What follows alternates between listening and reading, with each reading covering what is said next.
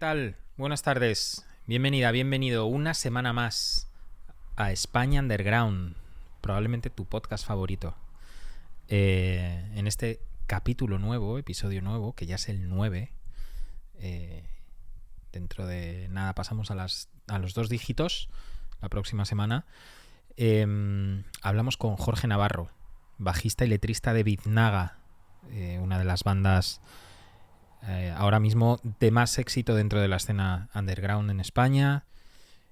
Una banda con una actitud muy parecida o que nos hace recordar a algunas bandas clásicas del punk, tanto españolas como británicas, y con un discurso coherente, valiente, actual y nada ensimismado. Un discurso que les aleja precisamente por eso del universo de la música indie tal y como conocemos por música indie en España, y con el que tuve una charla súper interesante que se ha visto empañada por problemas técnicos en Riverside, la plataforma que utilizamos para grabar tanto audio como vídeo de estos episodios de España Underground. Mi hipótesis es que la conexión de internet de Jorge no era del todo buena. Esa es mi hipótesis, porque si te fijas, el vídeo, mi vídeo, se ve bien y se ve nítido y se escucha bien, mientras que su parte se ve a trompicones y se escucha un poco metalizado. Aún así, después de unas cuantas horas de trabajo de edición, que yours truly se acaba de pasar, he salvado la entrevista, una entrevista de más de una hora, con cosas súper interesantes, afiladas, acertadas, y que creo que todo el mundo, a pesar de que no tiene la mejor calidad esta entrevista, creo que lo bueno de esta entrevista es el contenido. Y por tanto he tirado para adelante. Desde el principio sabía que iba a tirar para adelante, a no ser que hubiera algo imposible de defender en el sentido técnico del término. Yo espero que en próximos episodios este problema no vuelva a surgir, porque además es una plataforma de pago. Es una plataforma por la que estamos pagando en Big Audio Media, y la verdad no me gusta tener estos problemas. Os pido disculpas, te pido disculpas desde aquí. Estas son las cosas de hacer un podcast underground desde casa. Ojalá pudiera tener un estudio, traer a la gente, hablar cara a cara con la gente. Pero bueno, menos que esto es nada, y nada no lo trabajamos aquí. No quiero adelantar nada de la entrevista, la verdad. Creo que Jorge y yo estamos como tenemos la misma manera de ver las cosas. Hay un par de anécdotas sorprendentes. Una tiene que ver con The Secret Society. Yo no lo sabía, pero luego he recordado toda esa secuencia que me ha hecho o que me ha narrado Jorge, y he atado cabos, y es increíble.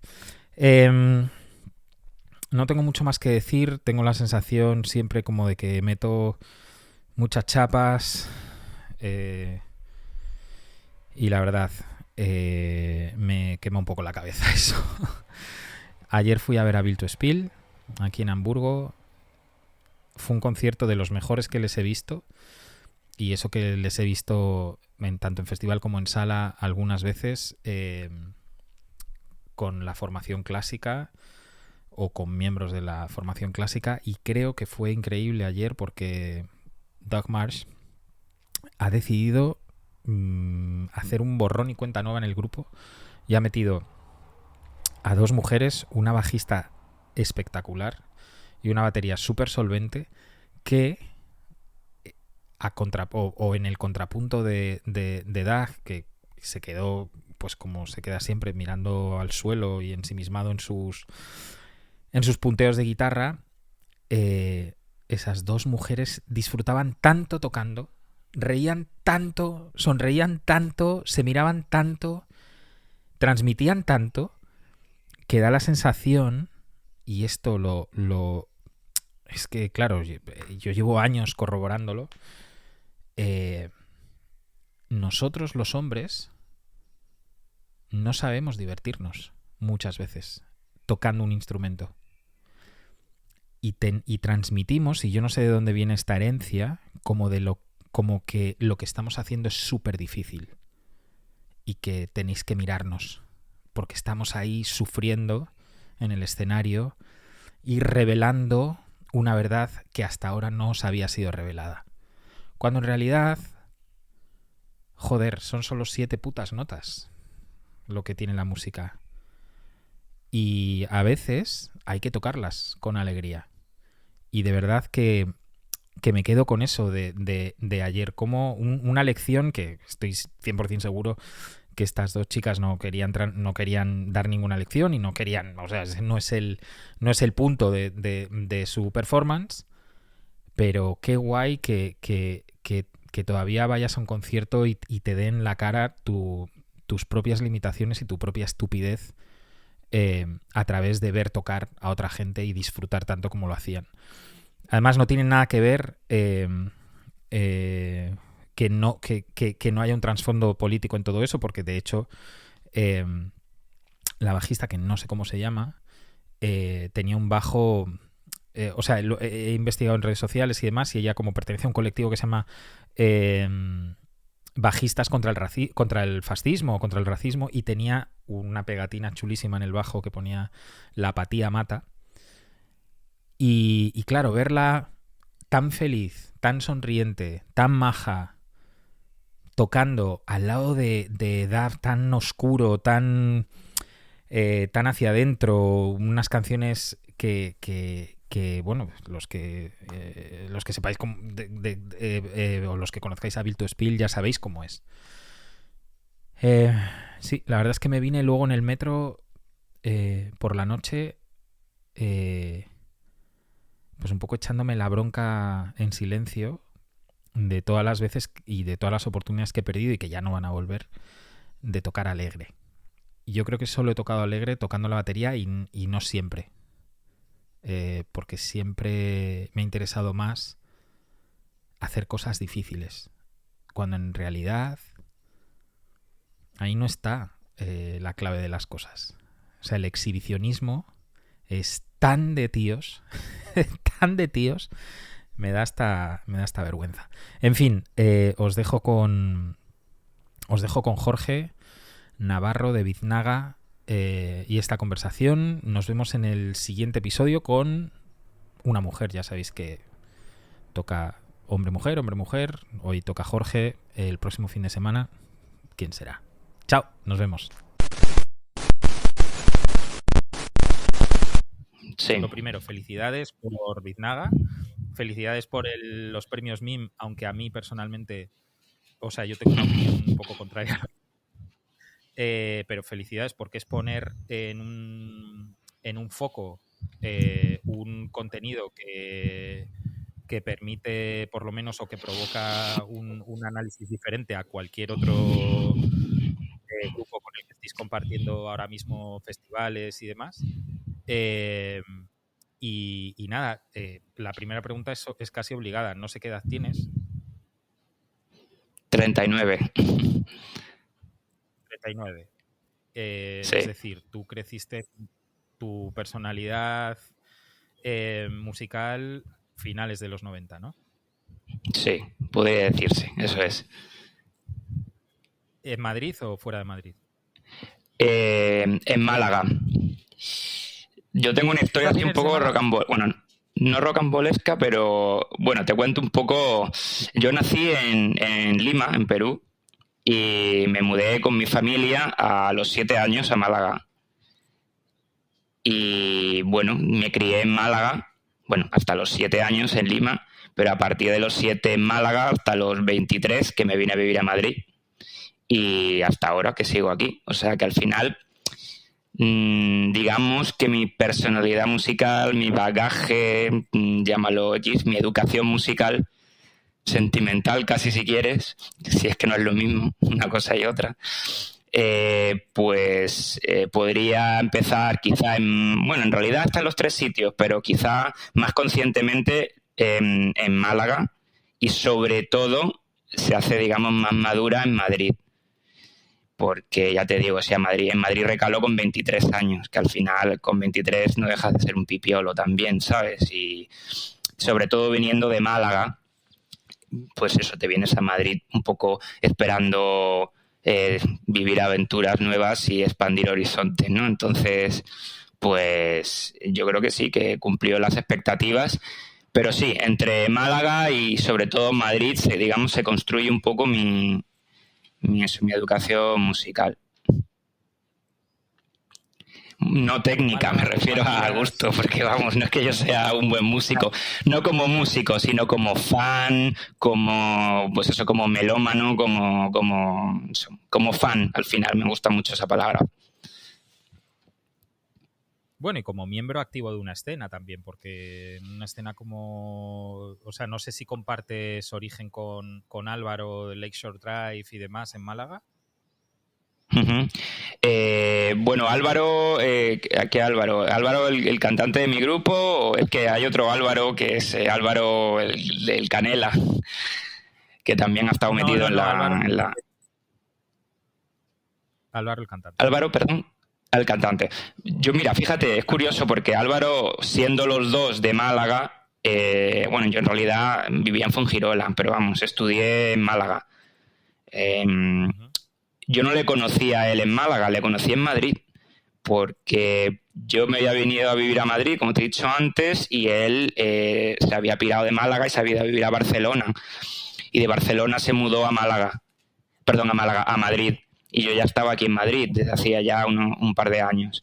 Y por un colega común, malagueño también, que nos presentó, más o menos recién llegado Álvaro, pues fue cuando ya empezamos, bueno, cuando conectamos y decidimos empezar a hacer la banda. Pero ya te digo, mediación con Málaga por medio, encarnada en este colega común, pero no fue en Málaga donde nos conocimos, sino aquí en Madrid, lo cual es curioso viniendo los dos de Málaga. ¿Quién fue el que os unió? No sería Jamie. No, Jamie no. También le conozco, claro, pero no. Nos unió Pablo. No sé cómo. Vamos, también es un miembro bastante activo de la escena malagueña, aunque no ha tocado en grupos o han sido grupos muy pequeños. Bueno, ha sido dinamizador, DJ, se dedica al audiovisual y muy vinculado un poco a la escena hardcore y punk, en realidad. Pablo se llama, Pablo Macías. Paul. Ajá. Igual en algún momento le he conocido porque bueno, yo toco, sí, porque no nos hemos disuelto, pero bueno, toco en The Secret Society y en el pasado en Secret Society estaba tocando Paula de Outfits, la batería. Pali, sí. Y Pali. Entonces, en Málaga tocamos en la Velvet una vez y ahí se presentó, pues, si no toda la escena de Málaga, desde luego aquello parecía un fórum local de gente saludando a Pali. Sí. Aquí en algún momento seguro que nos presentaron. Además, yo también conozco a Jamie for President y a todos los que viven por ese lado también. También a Johan Wald. Entonces, claro, de la escena de Lima no tiene ningún sentido hablar. Tiene sentido hablar de la escena de Málaga y de lo que te encontraste cuando llegaste a Madrid. Sí. Entonces, de la escena de Málaga, yo sé que Málaga, porque yo no sé si tú tú conocías Staff Magazine, entiendo que sí, siendo de Málaga. Sí. Antes del Staff Magazine, no sé si sabías que se llamaba Resurrección Hardcore Magazine. No, ahí no llego. Sé que es peña que viene de eso, pero no llego hasta ahí. Yo escribía mucho en el Resurrección y mucho en el Staff, al principio del Staff. Mucho es una locura. y conozco a Cucu, conozco a Manolo, conozco el primer bolo de Shameful Heaven, que no sé si te suenan, de Málaga. Lo montamos nosotros en Madrid y demás. Es toda esta peña del hardcore como más vieja escuela, hardcore más Indecision y demás. Pero yo sé que Málaga tiene una escena potente de grupos y de peña involucrada. Entonces, tú me has dicho que venías de ahí. No, yo no vengo de esa escena. Digamos que mientras transcurre todo eso, yo estoy aisladísimo en Fuengirola, ¿sabes? O sea, no tengo yo conocimiento, yo todavía no conozco ni esa escena ni nada. Yo empiezo a tomar contacto con Peña de Málaga a raíz de que yo me voy a estudiar a Málaga, a la universidad, ya más crecidito y tal. Y a mí esto que nombras me pilla un poco adolescente, ¿sabes? Yo cuando era adolescente me movía entre Fuengirola, yo no conectaba con esos ambientes, pero estaba un poco solo en ese sentido, porque era Torremolinos, Benalmádena y en ambientes muy pachangueros que todos mis colegas o les daba igual la música o bueno, pues un poco por el tema de ligar y tal, pues era lo que había, el pachangueo y demás, ¿no? Y llega un momento también en el que hay una facción de colegas en el instituto que empiezan a tomar partido yo me acuerdo, por la onda del nu metal y movidas así, ¿sabes?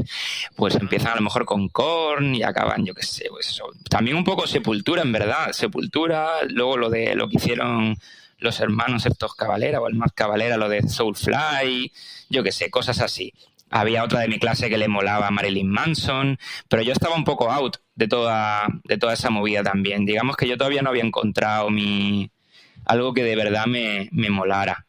Y bueno, así un poco transcurrió mi adolescencia, como buscando referentes, dando palos de ciegos, sin ton ni son, entre movidas que pudieran poner en MTV y cosas así, y forjándome un poco mi personalidad. Ya un poco con 16, 17, fíjate, hay un vecino, en este caso lo que pudo ser el profesor ese de francés que nombraste tú para ti, un vecino amigo de mis padres, melómano, muy fan de los Rolling Stones y de la música de los 70, que tenía una colección de discos de vinilo bastante importante. Y bueno, él tenía tiene un hijo de mi edad, ¿no? Que yo me juntaba mucho con él, donde vivía, pero su hijo pasaba de todo ese tema. Y cuando a mí me empecé a interesar por toda esa movida, pues como que mamé mucho de ahí, ¿sabes? O sea, de esa colección de discos que me los dejaba, que yo tenía un tocadiscos en mi casa, pero ya ves tú, música esa de los años 70 y una colección de revistas en plan, pues eso, Vibraciones, Ajo Blanco, todo ese tipo de movidas, como contracultura, digamos, del rollo, ¿sabes? De los 70 españoles.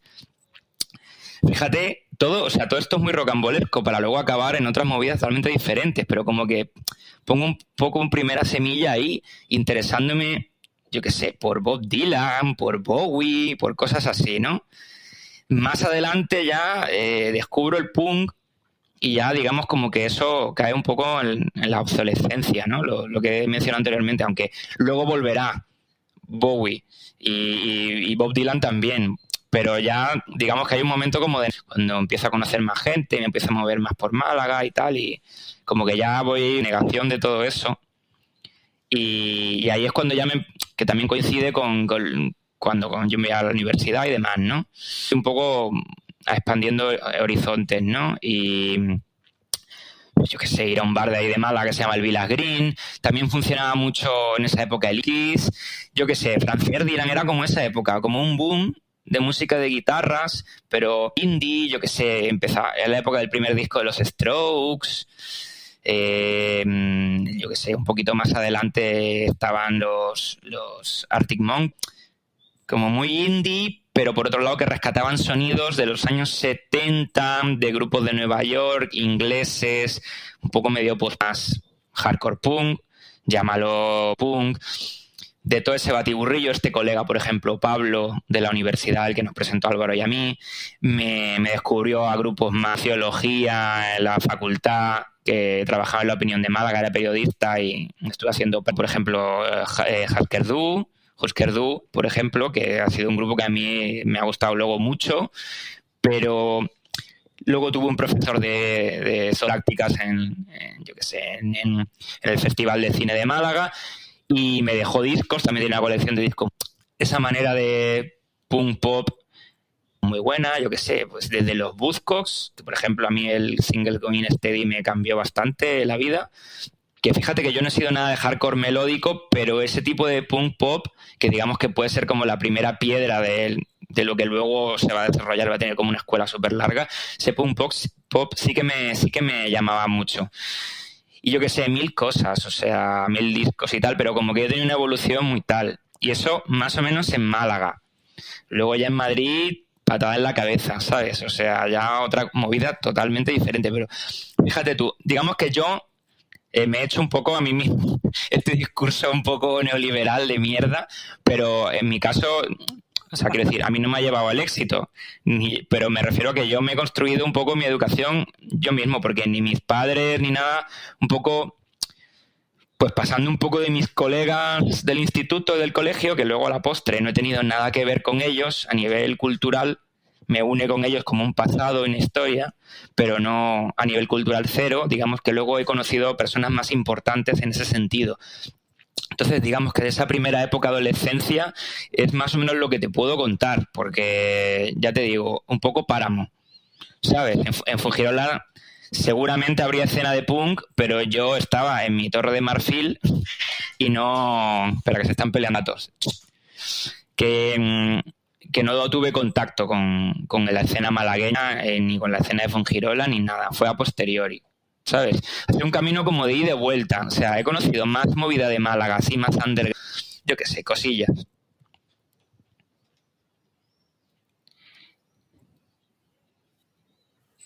Bueno, quizá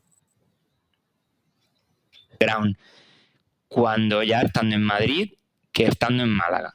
Fíjate, ¿sabes? Por ahí sonaban también, yo qué sé, 713 Agua Amor, como una movida como que había ocurrido en los 90, pero que a mí no me había tocado para nada y yo a posteriori la descubro. Cuando viene y te pilla donde te pilla y a lo mejor tienes que hacer un camino de vuelta no hacia tus orígenes, pues eso a mí eso también me parece como un poco épico de más. Quiero decir que a veces, pues eso, lo que tú dices, un grupo que no conocías, que a lo mejor estaban tocando cuando tú tenías 14 años y que los has conocido a los 20 o a los 24 y te flipan. Claro. ¿Tú tienes recuerdo de ir a conciertos cuando eras adolescente en Málaga, o cómo estaba montada la estructura de conciertos y cómo, sobre todo, cómo fluía la información? Porque al no tener internet en cada sitio, sí que al final dependía un poco de cuán activa fuera la gente que pertenecía a esa escena para que esa escena creciera. Pues mira, fíjate que de esa primera época no te puedo contar conciertos casi. O sea, te puedo contar movidas así como un poco random, que por lo que sea estuve, pero que no tienen nada que ver con el underground. Y porque digamos, underground, yo tomé contacto con él a posteriori. Digamos que yo me formé mucho en esos inicios de internet, pero en mi puta casa solo, mirando movidas y entrando a foros y cosas así, pero de peña a lo mejor que no estaba en Málaga, ¿sabes? O sea, digamos más ampliamente. Y como en esa fiebre del emule, bajando de tanto pelis como de Soulseek, como discografías enteras, y un poco, ya te digo, dando palos de ciego, llamando a todas las puertas y viendo un poco qué te hacía tilín, ¿no? Y muchas cosas lo hacían, pero cosas como muy diferentes.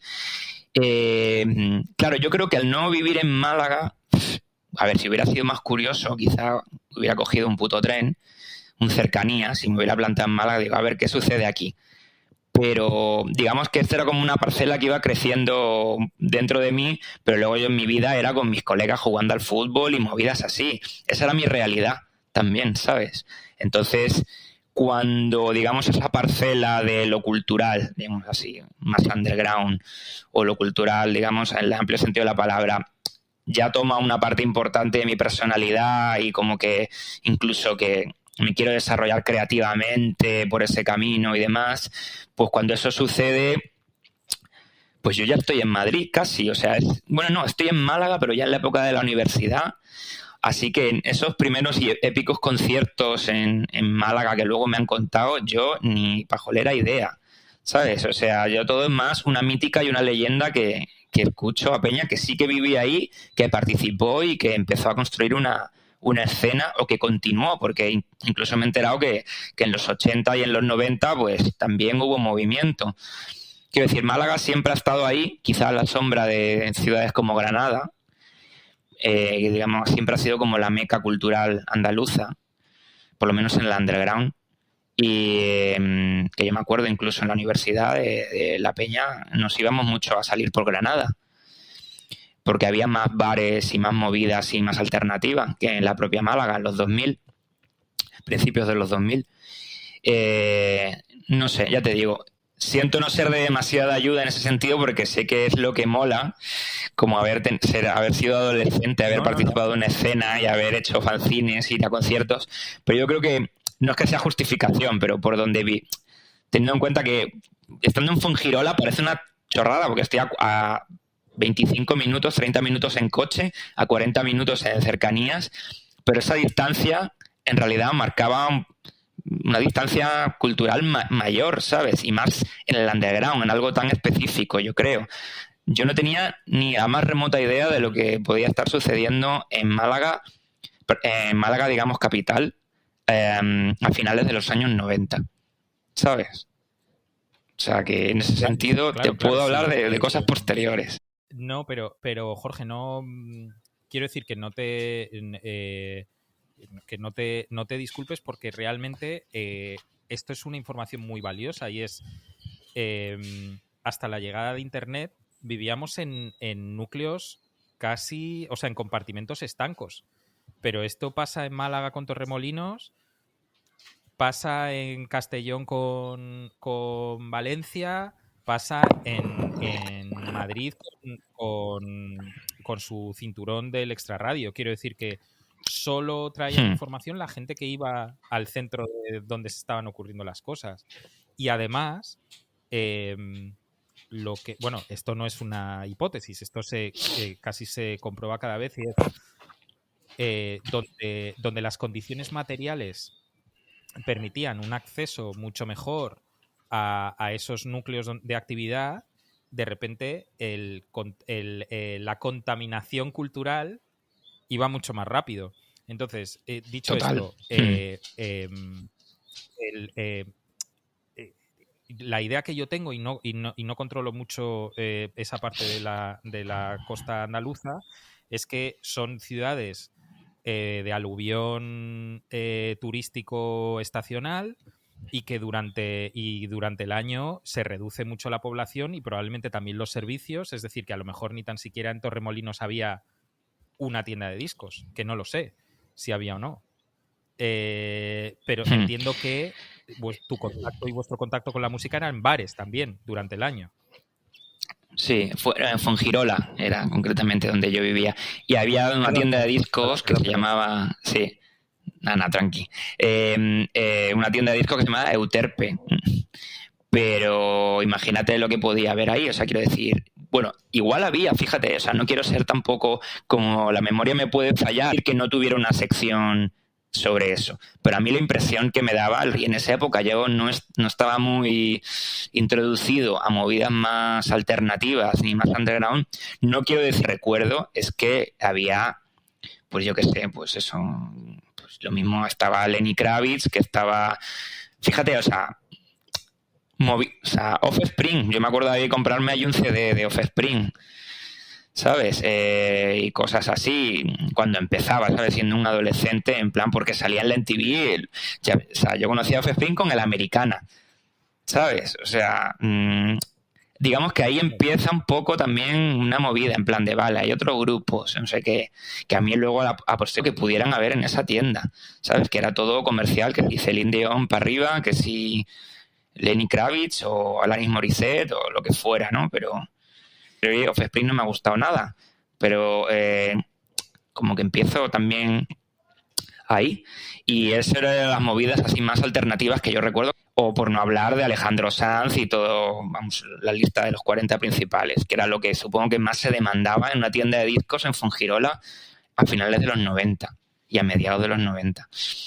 Y luego bares, no, o sea, no recuerdo. O sea, cuando yo empiezo a salir a bares, iba, ya te digo, a discotecas de pachangueo en el instituto con los colegas, que no me molaba nada la música, eso lo tenía bastante claro, pero digamos que el objetivo era otro, no era tanto ir a escuchar buena música, como era, bueno, pues pasárselo bien. Bares que me pueden gustar es en la universidad. Cuando me voy a Málaga conozco nueva gente, y en Málaga sí que hay bares de ese rollo. Que, por ejemplo, yo recuerdo mucho el Village Green y yo qué sé, pues tratar de ligar y demás.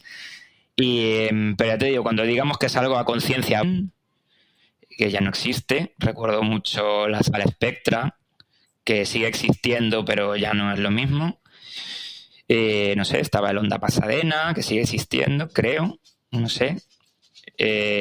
Cosas mucho esos dos sitios. El Village, para empezar, que tenía, digamos, una línea así un poquito más así, pero sobre todo me movía mucho por bueno, estaba el Trifásico también, que ponían electrónica, pero yo me movía mucho por el Village Green y por la Sala Spectra. Recuerdo una de las Ronettes, o sea, como una mezcolanza, depende de quién pinchara. Joy Division, Jesus and Mary Chain, pues yo qué sé, cositas así indie. Más indie, pero indie que lo mismo te podía sonar, que estaba sonando en esa época Franz Ferdinand, que acaba de salir, o Arctic Monkeys, pero también los Smiths, o de pronto, pues yo qué sé.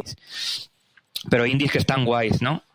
No el indie que luego ha derivado, tú me entiendes, otro indie que tal, pero a lo mejor también los Planetas, cosas así. Y luego la Spectra, que en esa época pinchaba allí el Juanillo Basura, dinamizador también, no sé si le conocerás, ha tocado en 1000 grupos, normalmente la batería. En esa época era DJ y a él le molaba el rock and roll. Y entonces ya ahí tenía una línea más punk, más garaje, más punk, más sucia. También la gente iba más borracha ya ahí, y ahí eso estaba abierto hasta las 6. Yo me acuerdo haberle pedido a él, que se sorprendió a principios de los 2000, allí a Parálisis Permanente, ¿sabes? Y se ve que no era una petición que se hiciera a menudo, porque se sorprendió mucho y le flipó y me lo puso. Pero fíjate, a principios de los 2000, en el 2002, 2003, digamos que Parálisis Permanente no le importaba a nadie una mierda. Para que te hagas una idea, ¿no? Digamos que los sonidos eran otros.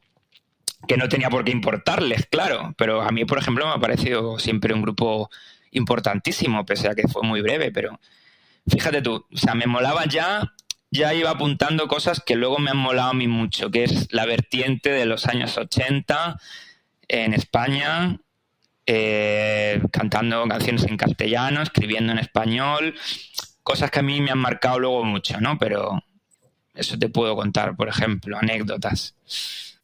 ¿Tú recuerdas la primera canción que hiciste? Sí.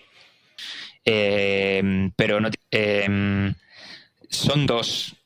Realmente no sé cuál ocurrió primero. No tienen en absoluto nada que ver una y otra. O sea, una es un exabrupto de 30 segundos que se llamaba Váteres, que básicamente era como un ataque frontal contra todo. Que digamos que abría nuestra primera demo, que ahora te cuento una anécdota que tiene que ver con PAL y con The Secret Society también un poco. Y esa y una canción que a día de hoy seguimos tocando en los directos, que se llama Adalí desde la nada. Es una canción que a la postre ha sido muy importante, que dura 3 minutos, y salía esa canción, Váteres.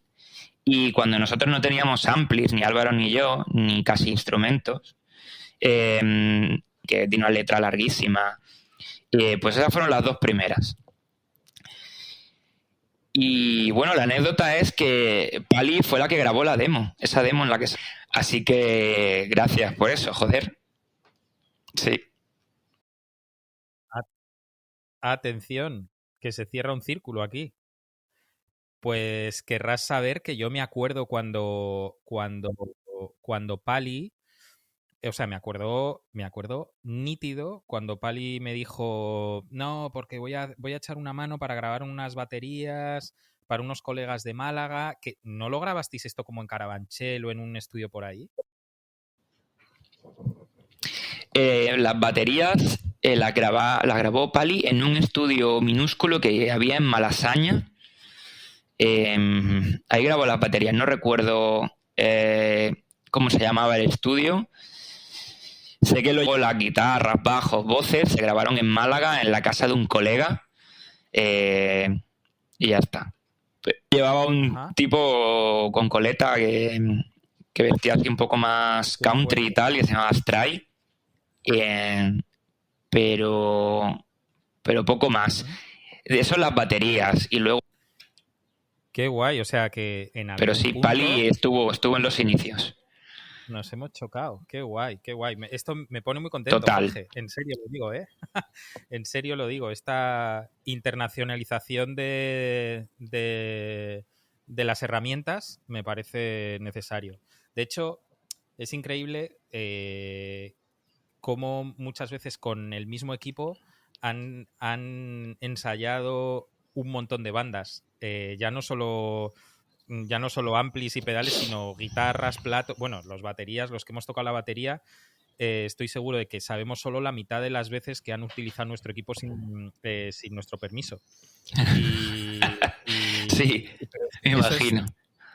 Que eso es, o sea, quiero decir que esa es la historia de la precariedad en la música. O sea, al principio, sobre todo, cuando no tienes dinero ni para unas baquetas. O sea, yo he llegado a ese local en Suances sabiendo que tenía 10 pares de baquetas nuevas y encontrarme con un par de baquetas nuevas. En plan, ¿qué coño ha pasado aquí? O sea, claro, Joder. ¿Quién ha estado rompiendo baquetas? Qué guay. Entonces, vamos a situarnos ahora en Madrid. Llegas a Madrid en los 2000 y te encuentras ya con un tinglao montado, porque en Madrid sí que en los 2000 sí que estaban pasando mogollón de cosas. Sobre todo si empezabas a estar relacionado sobre todo con gente más joven y demás, o sea, con la gente que las hacía, pasaban un montón de cosas en muchos barrios. ¿Qué fue lo primero que te llamó la atención a ti y qué fue lo que te enganchó? Vale, para terminar de cerrar el capítulo con Málaga e inaugurar el de Madrid, me ocurre una cosa que de alguna manera también me ayudó a decantarme, no es que fuera definitiva, pero bueno, yo a Madrid me vine una vez finalizada la carrera y un poco, no tanto a buscar trabajo, que también, lógicamente, porque me tenía que mantener, pero sobre todo buscando una escena, vivir aventuras y un poco meterme en ver conciertos, al final, en definitiva, y empaparme un poco de cosas interesantes que pudieran ocurrir. A mí en ese momento ya me había quedado minúscula ya y necesitaba expandir horizontes. Y sabía que en Madrid sucedían las cosas. Entre otras cosas lo sabía porque un día, viendo Málaga, se me había quedado pequeña, en los 4 años que duró la universidad. La 2, vi un reportaje sobre grupos underground fíjate, o sea, me acuerdo que salía Ginferno, que salía y lo llamaban como, sí, esto que se ha dicho muchas veces, removida, ¿no? Estas cosas que ponen los periodistas titulares, ¿no? Simplemente para explicar que suceden cosas en las que salía Margarita, que salían Graba Tape, que salían Humbert, yo qué sé, salían como muchos grupos y catacumbas, ¿no? Debajo del subsuelo de la música mainstream, ¿no? Y de lo estandarizado, debajo siguen ocurriendo cosas y en Madrid siempre es así, ¿no? Entonces, joder, como que eso me apeló muchísimo y dije, Dios mío, qué locos están allí, qué grupos tan guapos hay. Yo quiero formar parte de esto, yo quiero conocerlo. Encima estaban reponiendo por aquella época la Edad de Oro, ¿sabes? Y aunque eso había sucedido hace mucho tiempo, como que aumentaba la mítica de Madrid. Y también me hizo como fijarme en grupos interesantes de los años 80, ¿no? Y tal. Entonces yo me vine como emocionado y empepinado un poco con todo ese tema. Me acuerdo que me vine, fíjate, y esto a través del Fotolog y de seguir a la gente en Fotolog que vivía en Madrid y que salía y demás, apuntarme bares, los bares que molaban, de ver que la gente salía, ¿sabes? La gente joven de mi edad que salía y luego contaba, pues estuvimos en el Burley, estuvimos en no sé dónde, ¿sabes lo que te digo? Entonces era que vine con los apuntes ya, con unos apuntes, como, hostia, yo me vine con un listadito de bares, en plan, a los que tenía que ir, fíjate cómo era de precario la movida y qué paleto era, ¿sabes?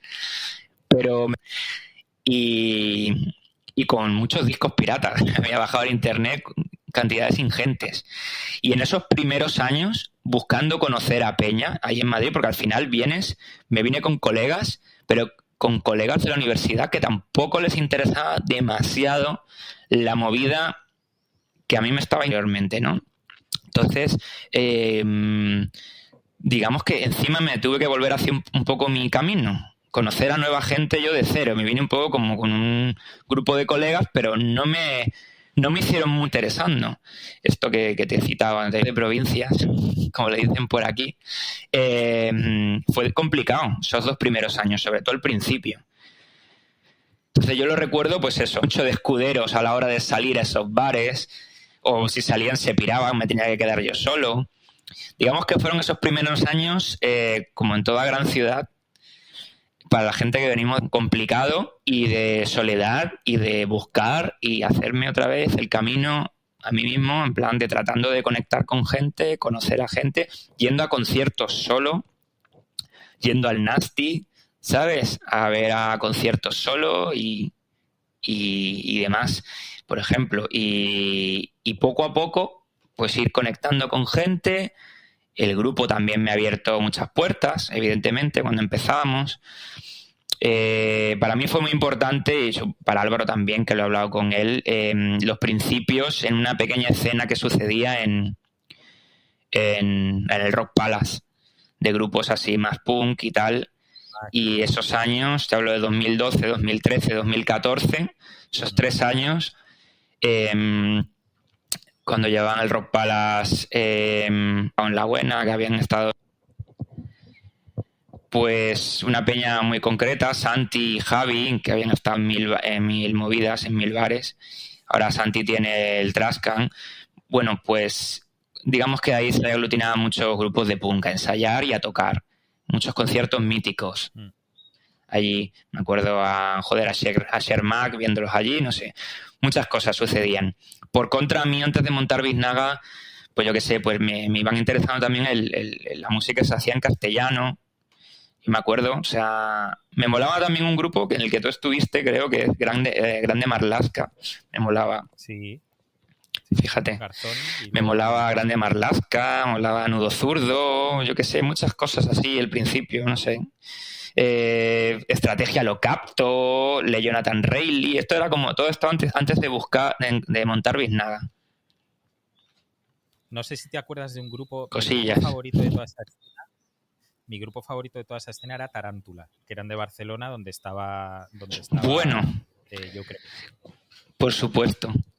Sí. Tarántula para mí fue un antes y un después. Te lo digo en serio. Para mí Tarántula es quizá, no lo he nombrado, pero mira, siempre se le escapan cosas a uno. Tarántula para mí fue el grupo de esa época, ¿sabes? Un grupo que pasó sin pena ni gloria, pero a mí me voló la cabeza. Yo se lo descubrí también a Álvaro y a Álvaro le voló la cabeza. Era un grupo que tenía en común también con este otro colega, Pablo. Y toda la primera época de Yo Crepúsculo también mazo, pero sobre todo Tarántula, que les llegué a ver en directo y tuve esa suerte. Y para mí, vamos, increíbles. Tarántula, lo más. ¿Le vistes en el Nasty? Porque probablemente o tocábamos nosotros con ellos o estábamos nosotros por ahí enredando, porque siempre que han venido Tarántula hemos estado por ahí detrás, los Garzón, Grande Marlaska. Pues les vi en tocaban. dos ocasiones, una en el Nasty y otra en Barcelona, que coincidió que yo estaba allí con colegas y... Había una escena que claramente que tú has vivido, y ahora, en realidad, eso sí que fue como un poco la base de todo lo que estamos viviendo ahora, todo lo que estáis viviendo ahora en Madrid.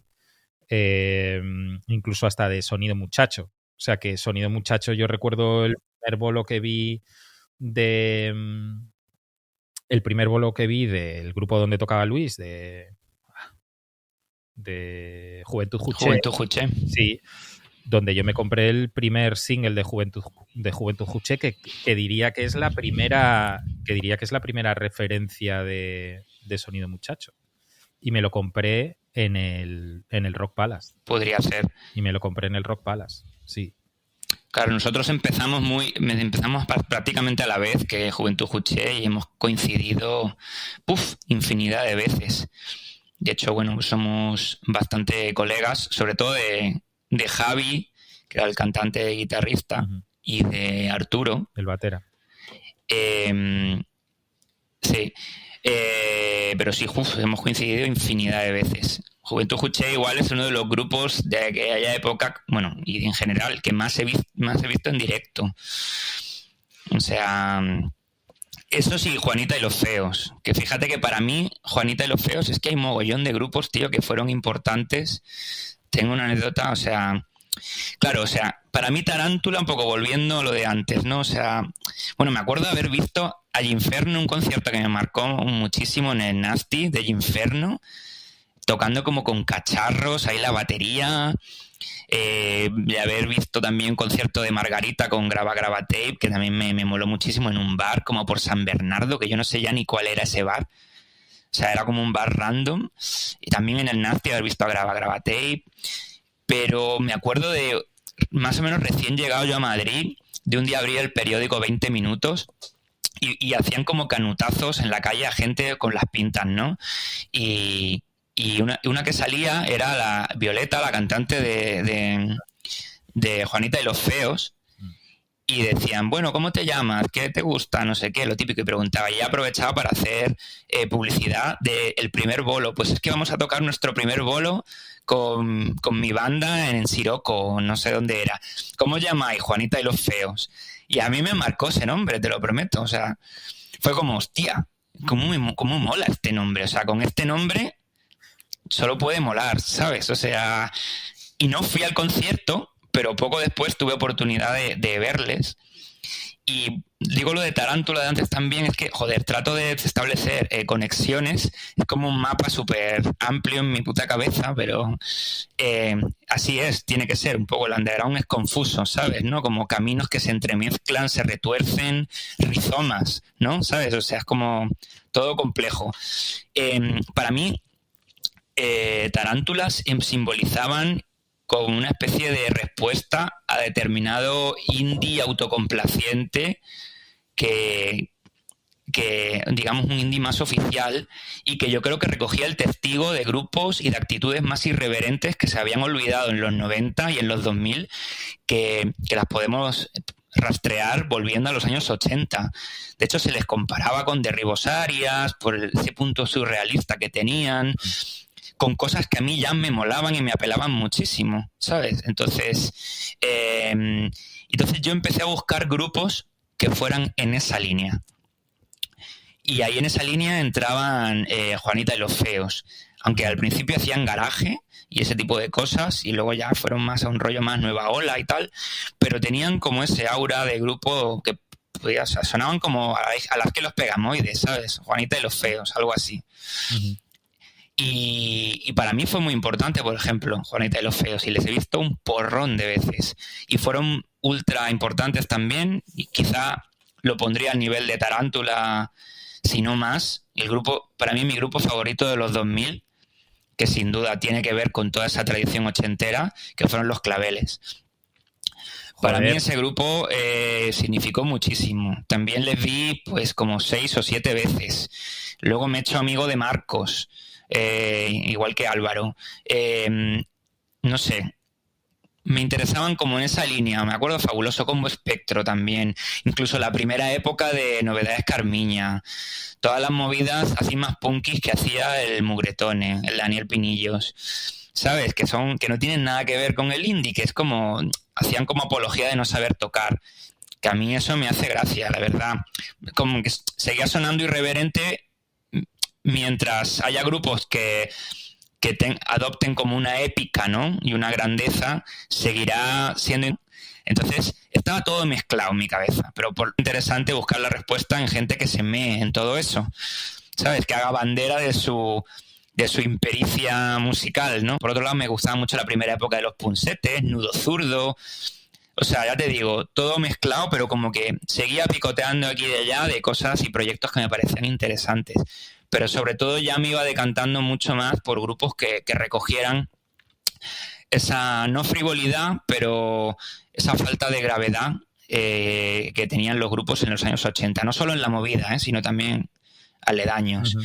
Que luego Biznaga, que empezó como un poco más frívolo y más tal, se ha ido poniendo cada vez más serio. Y hoy en día somos un grupo incluso peñazo para mucha gente porque las letras, aunque pueda tener ironía, son letras serias o que se pretenden ser pseudo intelectuales o referenciales, no sé.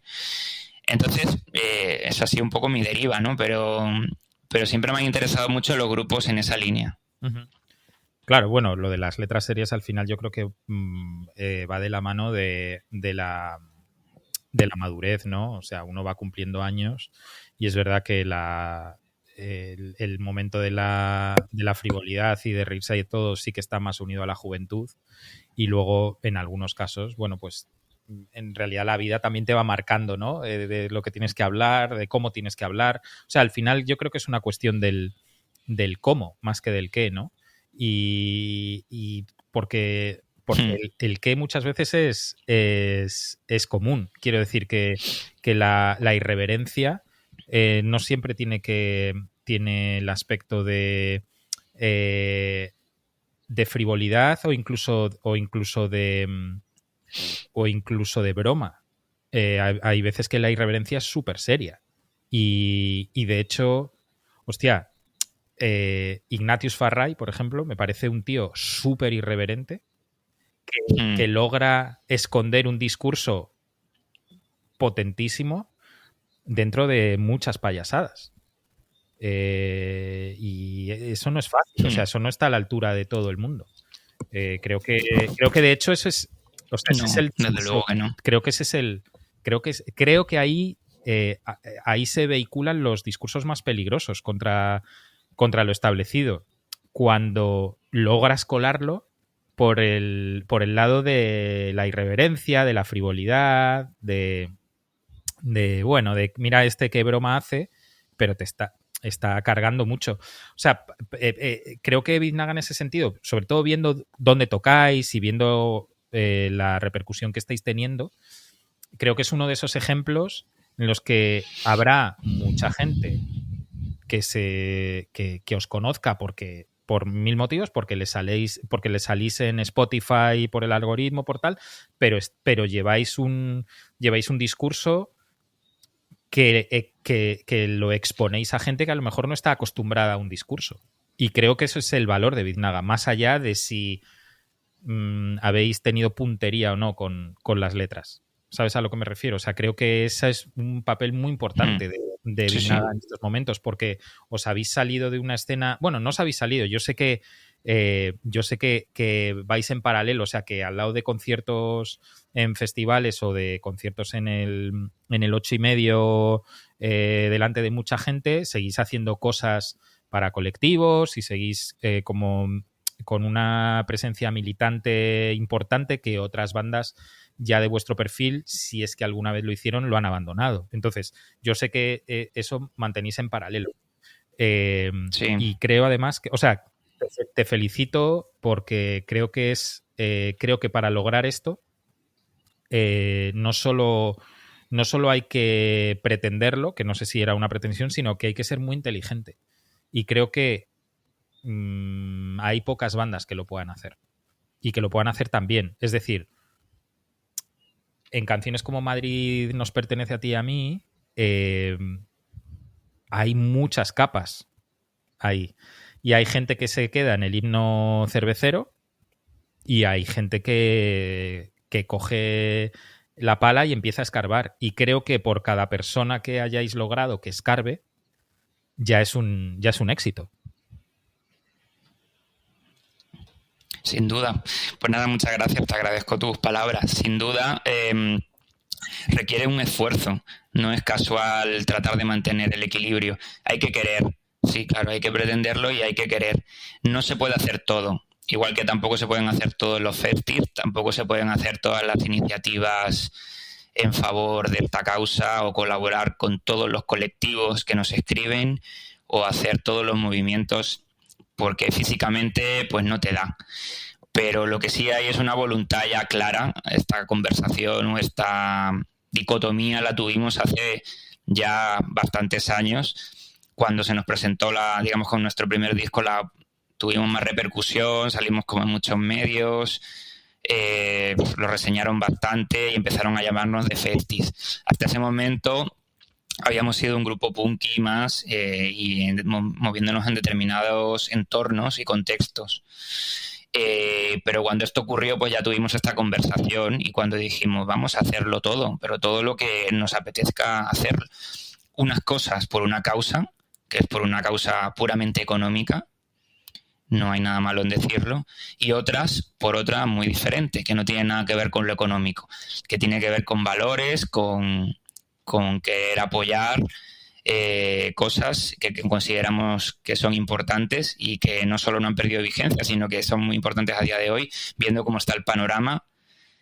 Sigue teniendo que haber ocio, bueno, no, ni ocio, ¿no? Cultura y contestataria y cultura que se mueva, digamos, al margen de los canales o en canales paralelos al mercado, ¿no? No mediadas por lo mercantil. Entonces, Biznaga siempre que ha podido permitírselo, digamos, ha hecho ese tipo de acercamientos, de movimientos y siempre lo hará. Hasta el día de hoy hemos conseguido mantener un buen equilibrio, creo, entre una cosa y otra. Y nuestra intención sin duda es seguir por esta línea. Porque para nosotros es muy gratificante también participar de todas esas iniciativas y poner un poco nuestra parte, ¿no? Entonces es una gratificación que no tiene nada que ver con lo económico, que es emocional, es ideológico, llámalo como quieras, pero es bonito también y a nosotros nos causa mucha alegría participar y mucho gusto y mucho honor que nos consideren para participar en según qué cosas. Entonces, Biznaga siempre va a estar ahí en ese sentido. No va a poder hacerlo todo, pero siempre va a tratar de mantener un equilibrio entre una cosa y otra. Uh-huh. ¿Sabes qué, Jorge? Me acabo de recordar cuándo fue la primera vez que os vi. ¿Cuándo? Y os vi teloneando a Berry Charrac en la Joy Eslava. Sí. Uf, anda que no ha llovido desde entonces, chaval. Hostias. Es muy heavy, ¿eh? Es que me acabo de acordar porque yo tengo muy buena relación con Gorka. De hecho, hemos tocado con ellos en la Riviera y demás. Y me acuerdo que a través de Pau, de Pau Panda, me dijo, tío, vente pero llega a los teloneros. O sea, solo me dijo eso. Yo no sabía ni que tocabais vosotros. Me dijo, tienes que llegar a los teloneros. Y entonces, bueno, pues hice por llegar a los teloneros y ahí os vi. Y recuerdo dos cosas de ese concierto. La primera, que me pareció, o sea, que quería entender por qué Gorka había dicho yo quiero que toquen Biznaga, y entonces entendí. Y luego pensé, el batería no lo está pasando bien hoy. Eso también lo pensé. Dije, este batería no lo está pasando nada bien aquí encima. Yo creo que rompió el bombo, o sea, el pedal de bombo se rompió o el bombo se rompió, creo, algo pasó con la batería. No fue un concierto especialmente bueno ni fácil y yo lo recuerdo así. También yo creo que no habíamos sacado ni el primer disco. Fue como o ya lo habíamos grabado pero todavía no había salido. Fue como, fue hace mucho tiempo y éramos otro grupo en definitiva a lo que somos ahora, pero no lo recuerdo como un concierto fácil.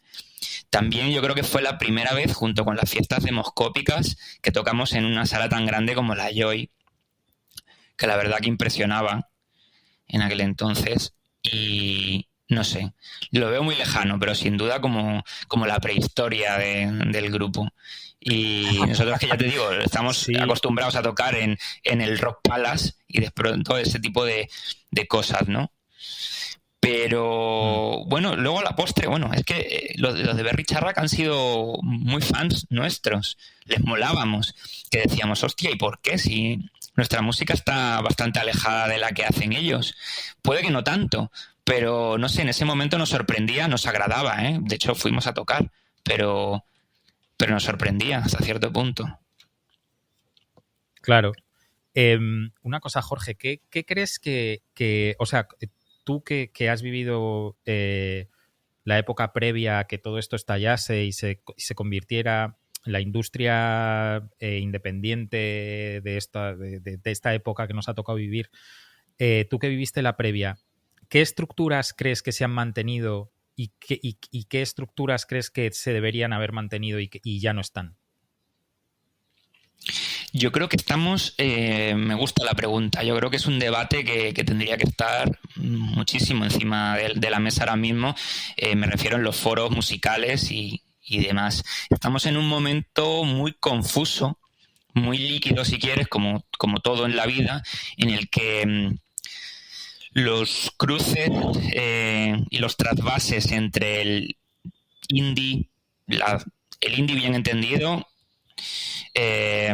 digamos, la escena alternativa, el underground, llámalo como quieras, y lo otro, que era la música mainstream, no solo los canales, sino las estrategias que siguen los grupos más grandes o los artistas más grandes, ¿no? La música masiva, con pretensiones masivas y demás. En un momento muy extraño en la que los grupos alternativos siguen, no solo porque estamos en las mismas plataformas, en esto evidentemente las plataformas digitales han jugado un papel importantísimo, ¿no? Pero también en el uso de redes sociales, ya te digo, en las estrategias de comunicación, cómo presentas, cómo vas desgranando tu disco en singles, en vídeos, la manera de comunicar en redes, siguiendo un poco la estela de los grandes, ¿no? Quiero decir, si C. Tangana o Rosalía presentan su disco de determinada manera, luego todos los grupos alternativos, medianos y pequeños, dentro de sus posibilidades, van a tratar de imitar esa manera de comunicar, esa manera tal, que va con los tiempos. Pero no solo eso, también digamos, ha cambiado la noción y la concepción de los grupos underground a la hora de presentarse en festivales o de salir en revistas. Digamos que cuando Biznaga empezó todavía había remilgos y se te miraba mal si tú, digamos, dabas ese paso, ¿no? Como que habías traicionado y eras poco auténtico. Y hoy en día, si no haces eso, se te ve como que eres y cabe en la cabeza que no salgas en tal revista, aunque la condición sea idiota directamente. ¿Sabes lo que te digo? Antes eras un vendido y ahora a los chavales que te van a vestir de determinada manera, con determinadas marcas, nuevo grupo musical de moda, no les cabe en la cabeza a los chavales y que al final lo que va a hacer es un publi-reportaje de esa marca, pero con la excusa de esa idea de hacerse un Palacio de los Deportes ni siquiera estaba en la cabeza de quien formaba un grupo. Y a mí me da no hacer ese movimiento, ¿sabes? O sea, a lo que aspiran es a hacerse un WeThink, ¿sabes? O sea, y antes esa impresión de que ahora los chavales forman grupos con esa idea. ¿sabes? O sea, entonces yo creo que ha cambiado bastante el panorama. Y ya te digo, los trasvases entre la música alternativa, underground y el mainstream son especialmente confusos. También grupos más independientes buscan colaboraciones en artistas más consolidados y viceversa. O sea, está todo muy mezclado. De un tiempo a esta parte, incluso Operación Triunfo, que estaba como en las antípodas de lo underground, era como el otro extremo, se defiende, ¿sabes? En determinados foros y por gente de supuestamente el underground, se defiende artistas salidos de allí, que evidentemente yo no digo que Amaya sea lo mismo que David Bisbal o que David Bustamante, pero es curioso, son síntomas, ¿no? Que nos dice que estamos en un momento híbrido, ¿no? En la que es muy difícil discernir qué es underground, qué es mainstream, y qué es underground con aspiraciones de ser mainstream, y qué es mainstream tratando de hacer parecer que es underground. Es todo muy extraño, son como simulacros, ¿no? Que se solapan, pero es muy interesante por contra. Y yo creo que cuando empezó Biznaga es como la última generación de artistas que todavía tenían esos dilemas. Hoy en día yo creo que los chavales ni se lo plantean. Dilemas que podíamos tener que están más relacionados con la autenticidad y con ser más o menos punk. Pero ya te digo, o sea, esto daría para un programa, una mesa redonda, solo para hablar sobre este tema que me parece interesantísimo. ¿Sabes? Cuando hablamos, Bueno, podemos cuando ya todo, organizarlo, ¿eh? claro, cuando a los grupos se les llena la boca utilizando la terminología industria musical, eso ya es muy revelador. Cuando hablamos de escuchar música como consumir música, es muy revelador. O sea, el lenguaje también hace el mundo y yo creo que todo eso ha permeado. Yo me incluyo, ¿eh? Yo no es que esté en atalaya viendo al resto de los mortales. Yo estoy ahí, por eso sé de lo que hablo. Entonces, pero es cuanto menos para que te voten. A mí eso nunca me ha gustado. Lo que ha ocurrido fue que nos presentó Mongri y es como, bueno, si tú nos quieres presentar, nosotros no nos vamos a presentar. Muy interesante. Esto es una cosa que dije cuando lo de los premios MIN, que yo también soy un poco afín al tema de los premios. Y yo he sido muy crítico con los premios MIN, porque eso de apuntarte, llamar al voto como si estuvieras en elecciones a tu base de fans, nos presentamos y nosotros no llamamos al voto. Salimos elegidos como mejor grupo de rock sin hacer nada, que es como tiene que ocurrir, creo. ¿Sabes? Pues nada, fuimos para allá, nos invitaron, nos insistieron para que fuéramos y fuimos, recogimos el premio, dimos las gracias, pero también en el poquito tiempo que tenía traté de introducir este tipo de debates, ¿no? En plan de, ahora que está aquí, en el 15 aniversario de los premios MIN, que está toda la industria y tal, vamos a replantearnos lo que significa el concepto de independiente. ¿Independiente de qué? ¿Independiente con respecto a qué? ¿Sabes? Porque MIN es ahí, creo que es de independiente. Entonces, habría que replantear eso cuando a lo mejor un premio está patrocinado por Spanair y otro por Amazon. ¿Sabes? Entonces, independiente con respecto a qué. Son debates y sin duda es un terreno complejo y pantanoso, pero un programa solo para eso. Bueno, no vivimos precisamente en el país donde la crítica se eleve la voz en muchas ocasiones. Sin ir más lejos, tenemos a un partido en el gobierno que lleva la S de socialista, por ejemplo. Y todavía no le pitan los oídos a mucha gente, claro, ¿no? O sea, socialista obrero. Entonces ya partiendo de ahí, claro, un premio de música independiente patrocinado por Amazon, pues sí, claro. Y ya de verdad que no quiero convertir esto en una plataforma o en un altavoz para airear como mis frustraciones, porque es lo último que pretendo. Pero sí, o sea, creo que lo que tú dices de que pertenecéis a la última generación que formó una banda porque tenía cosas que decir, más allá de las ambiciones, yo es que creo, por lo que observo, es que ahora mismo la gente no está dividida en cuanto a posición ideológica con respecto a las cosas. Quiero decir, yo me puedo posicionar ideológicamente de un lado o de otro del rock, de un lado o de otro del rap, de un lado o del otro del jazz incluso, ¿no? Siempre tengo ese filtro ideológico ya por una cuestión casi de práctica. Ahora mismo, sobre todo la juventud, que es quien al final es el motor de todas las vanguardias culturales, están posicionados por una cuestión de edad. Entonces, lo que les llegue por edad está todo ok. Ya sea la Resistencia, el programa de Broncano, si el programa de Broncano le ríe las gracias a David Bisbal, pues todo el mundo va a reír las gracias a David Bisbal. Si Rosalía hace esto pero va en avión privado, pues Rosalía, puta madre, si, ¿entiendes? Sí. Mientras que, o sea, y estos son ejemplos cogidos un poco al vuelo para esta conversación. No he hecho el análisis profundo de esto es lo que me gusta, esto es lo que no. Se asumen una serie de parámetros culturales y se normalizan. Y no hay ni una sola crítica detrás.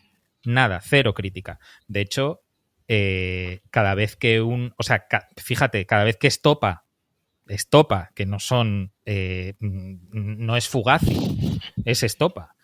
Cada vez que Estopa dice algo de no sé qué de la huelga de la SEAT y no sé, tiene mogollón de comentarios en sus redes sociales diciendo vosotros a callar y a hacer canciones, ¿no? Entonces se ha normalizado esa falta de crítica total y esa falta de también, que creo que es una ambición social. O sea, que es que al final parece que la música simplemente es un divertimento y un entretenimiento mientras no tengamos otra cosa más importante que hacer. Y creo que eso sí que tiene mucha culpa, o sea, es un problema sistémico que arrastramos desde que es un problema educativo. Quiero decir, la asignatura de música es la que menos importa en los colegios y en los institutos. La que menos. No hay nada que importe menos. No se ha peleado ni un solo partido político por decir, oye, ¿qué pasa con la música? Que es que a lo mejor puede ser una manera de educar a la gente y de educarla en una serie de valores, ¿no? Entonces, claro, si no tienes ya esos mimbres, es imposible que surjan de una manera natural en el colectivo.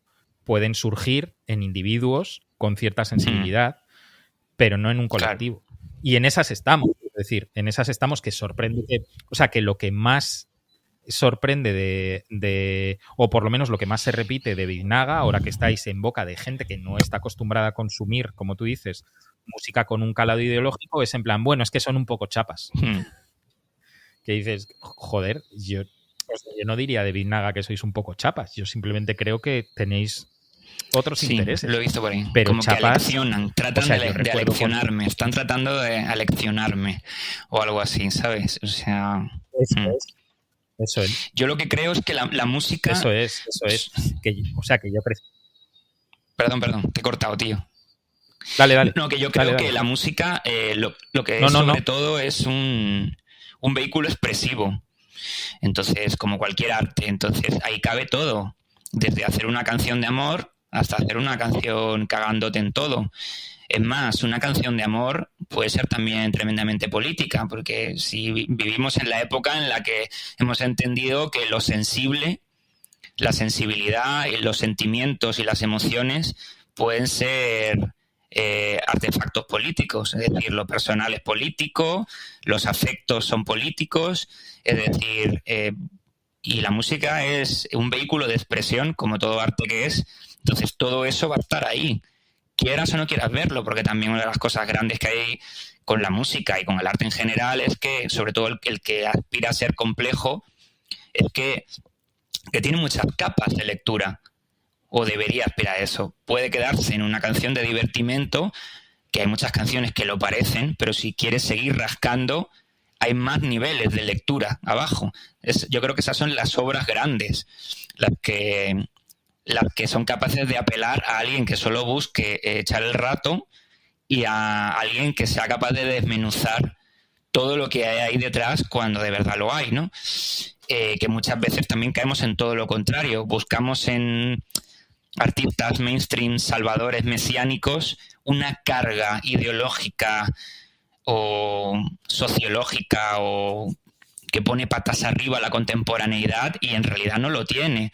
Solamente es un artista tremendamente contemporáneo que sabe hablar el lenguaje de la época, pero no obligatoriamente detrás de su música o de su discurso se encuentran las claves de nuestro tiempo, ni tampoco las críticas, ni se puede aspirar a que esa persona. Luego vienen las sorpresas, pero ¿cómo que este artista ha hecho y este artista ha dicho?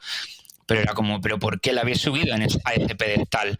Que es un ser humano, vosotros os habéis inventado, ¿sabes? Toda esa imagen de, ¿sabes? No sé, por un lado suceden unas cosas, por otro lado suceden otras. También es un tema complejísimo, pero yo creo que en general, como vehículo expresivo que es la música, cabe todo, incluyendo la crítica. Claro, y luego hay otras veces y hay casos como muy paradigmáticos, que es, me estoy acordando ahora de hace un par de años, Tom Morello, guitarrista de Rage Against the Machine, que es un grupo que a mí me sigue flipando y que sigo escuchando. En Twitter, bueno, pues su discurso es, claro, criticar a Trump, pero también criticar a Biden y demás. Y un fan le espetó en Twitter diciendo: los artistas no deberíais meteros en temas políticos. Y entonces Tom Morello le contestó muy educadamente, le dijo: ¿a qué te crees que hace referencia la palabra machine y rage en el nombre de mi grupo? ¿No? Que zanjó ahí Claro, además concretamente es artista. Claro, y zanjó ahí la conversación, ¿no? En plan, pero tío, tú, o sea, se ha desideologizado tanto, sobre todo en grupos más grandes, todo, que un nombre como Rage Against the Machine ya pasa por ser una marca comercial más sobre la que nadie se hace preguntas. Y Tom Morello se echaba las manos a la cabeza diciendo: pero macho, claro, si toco en Rage Against the Machine, ¿cuál crees que va a ser mi discurso, tío? ¿No? Es en plan, ¿qué parte de Rage y de Machine no entiendes? ¿Qué crees que es Machine, no?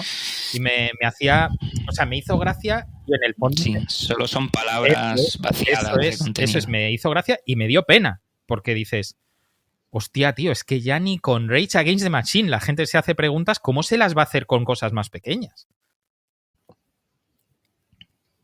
¿Sabes? Sí, sin duda es curioso. Sí, vivimos en esa época. Jorge, tío, de verdad, yo creo que no va a ser esta la última vez que vamos a hablar. Voy a tratar de organizar una mesa redonda virtual para tratar temas como más concretos que hayamos podido sacar de aquí. Y vamos a ver cómo lo configuramos, porque seguro que hay gente muy interesante a la que podemos apelar y que cuenten también como su opinión de esto, porque creo que además vivimos en un momento en el que es importante seguir hablando de estas cosas, porque va a llegar un momento en el que ya nadie va a hablar de estas cosas. Y si no habláis vosotros o no hablamos nosotros, claro, en el fondo va a parecer como que ya no existe y que a nadie le importa.